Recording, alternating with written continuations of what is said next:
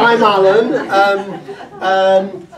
Yeah, there's interesting, very interesting. I've called my thing pretentiously rather the destruction of memory, partly because there's this wonderful book by Robert Bevan, Architecture at War, the destruction of memory, and a review by the Sunday Times says, war is about killing cultures, identities and memories as much as it is about killing people and occupying territory. Well, I would say the same.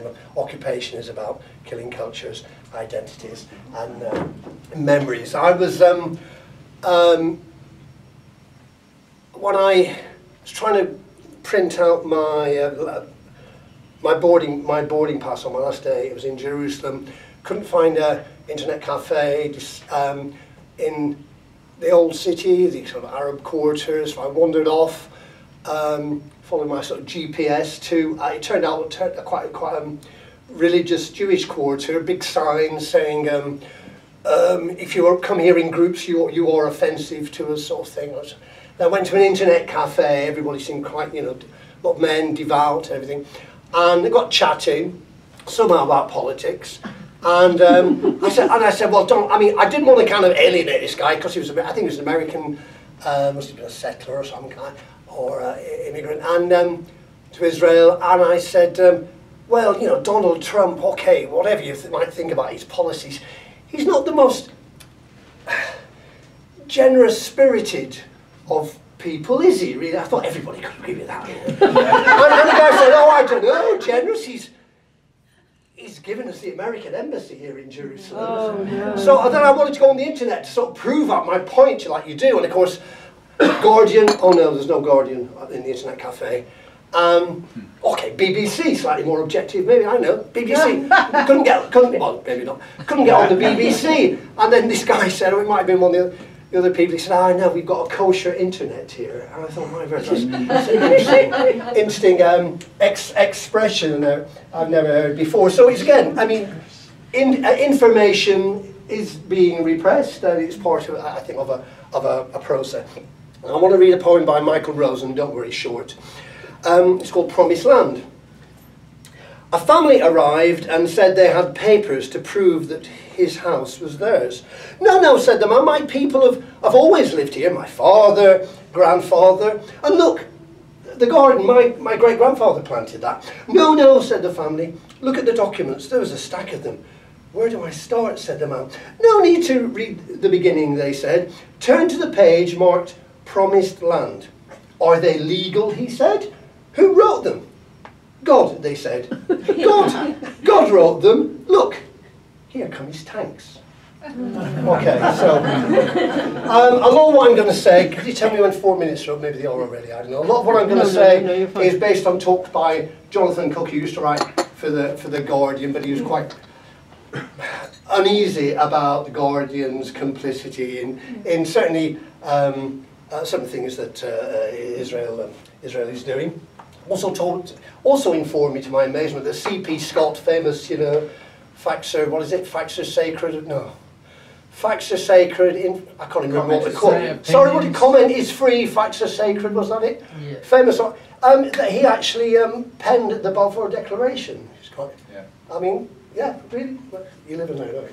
Anyway, so Jonathan Cook gave us a wonderful talk. A lot of what I'm going to say comes from him, but I think he saw that Israel, from his experience, he lives in Nazareth, which is kind of up here somewhere, not in the West Bank. He saw Israel as kind of he calls it a Judaizing state. I mean, let's assume that by this he means it's imposing a certain view of history connected to religion as a way of continuing with the occupation. Now a little quiz now. Jesus of Nazareth. Well done. Yeah, it's the only word. There is a film called Jesus of Montreal, but it's quite good. But basically, I mean, from Sunday school onwards, whatever, all I got was Jesus of Nazareth. And yeah, if you want to go to Nazareth, it's not easy. It's only been open to tourists for a few. It's only been on the tourist route for 6 or 7 years, I'm told. In 1948, Ben Gurion said he did not want any Palestinian cities in what was going to be Israel. But I believe it was a Canadian commander who held back and didn't occupy, or didn't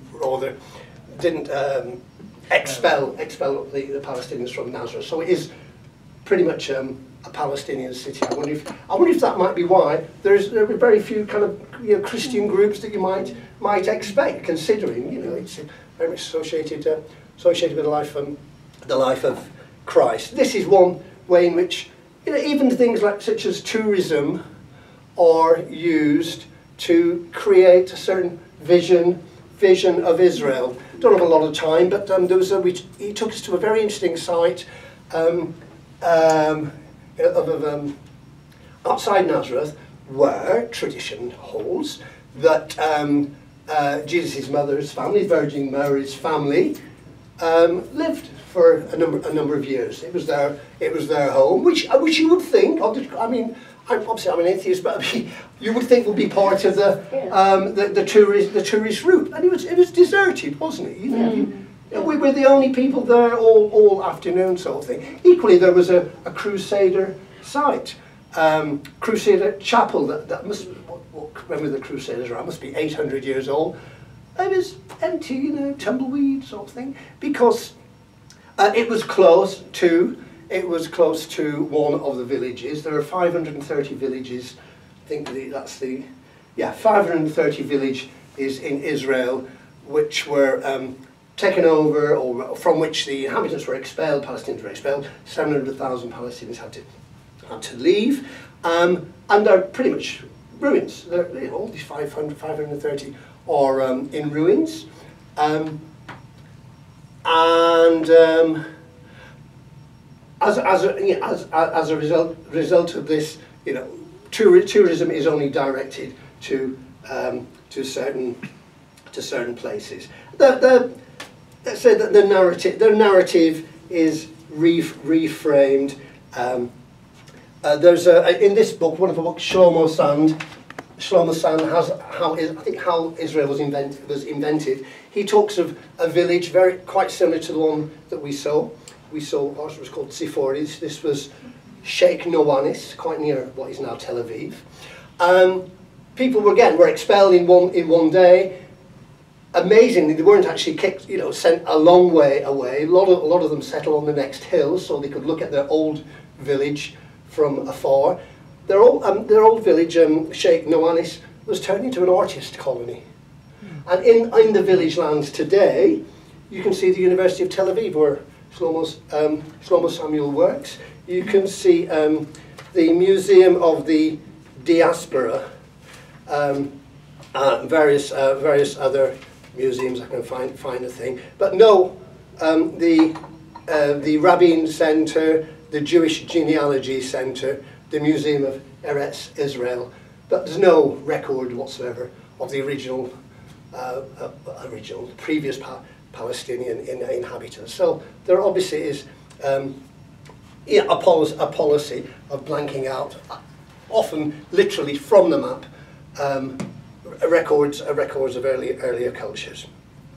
Okay, what I meant is give you a couple of quotes here that might be of interest.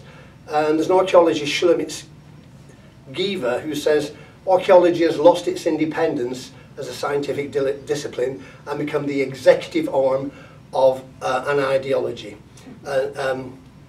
It's become an instrument which provided roots for the new state.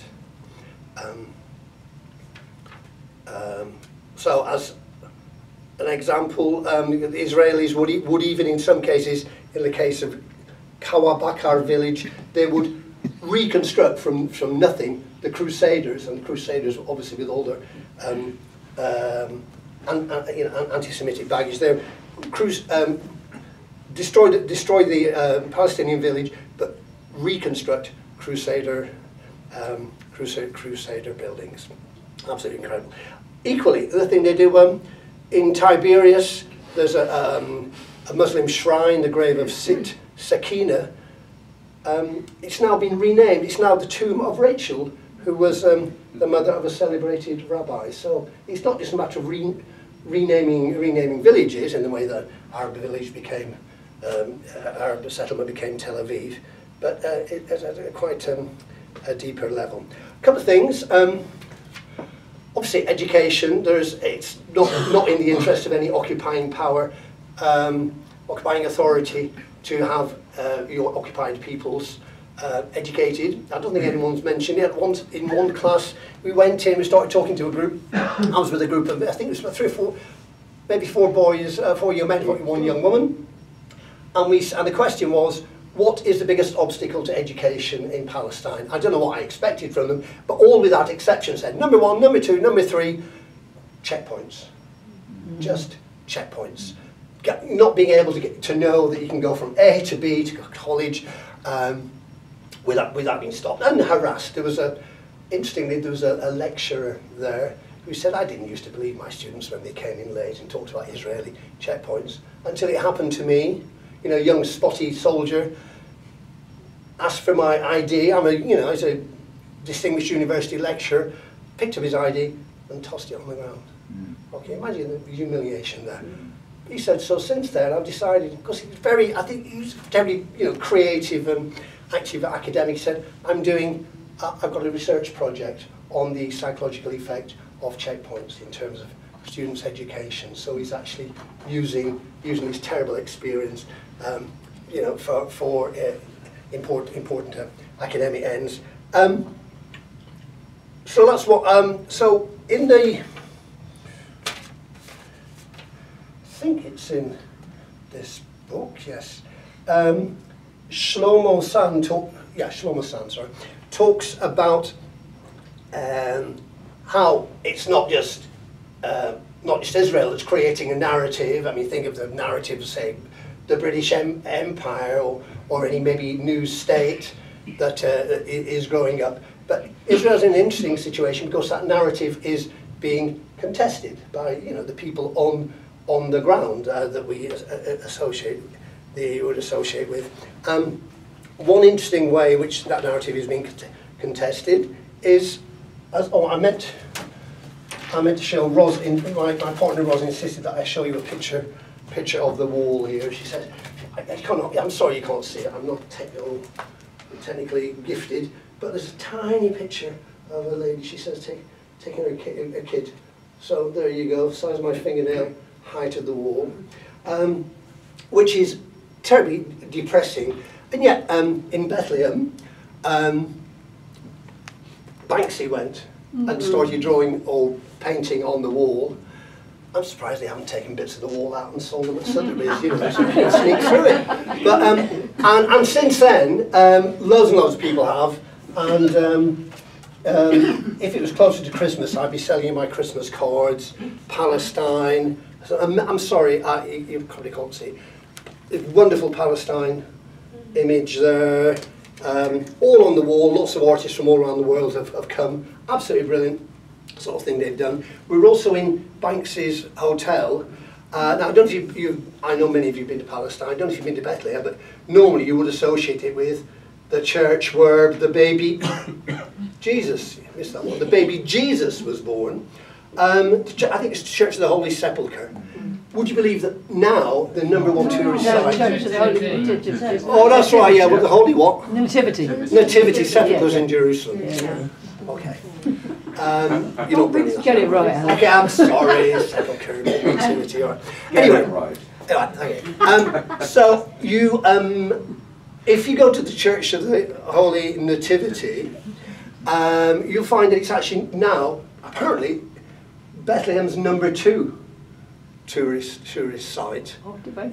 Yeah. As a vicar friend of mine once said, a lot of people must be churched out, And I couldn't believe it. It was in Bethlehem. I said, "Are you going to see the Church of the Holy Nativity?" She said, "No, I'm all churched out. I love it." Anyway, and the number one site is Banksy's hotel. I wouldn't recommend spending a night there unless you're absolutely loaded. But it's absolutely fascinating because there are Banksy art all around the place, and there's a wonderful museum museum, which I really recommend. And apparently it's in Bethlehem, is in Area C, which Israelis are permitted to go to. So there are actually Israelis come to learn about the other side of their history. So Banksy and work being done in education, and I think the work that we all believe in, are all parts of contesting the message of the Zionists and a way of fighting against the destruction of memory. Well, I'll stop now. Thank you.